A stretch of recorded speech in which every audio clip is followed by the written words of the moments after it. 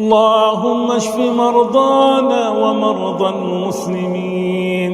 اللهم اشف مرضانا ومرضى المسلمين. اللهم أنت من عليها بالشفاء العاجل، وأن لا تدع فيها جرحا إلا داويته، ولا ألما إلا سكنته، ولا مرضا إلا شفيتها منه، وألبسها الثوب الصحة والعافية عاجلا غير آجل، وشافنا وعافنا واعف عنا واشملنا بلطفك ومغفرتك، وتولنا برحمتك يا أرحم الراحمين.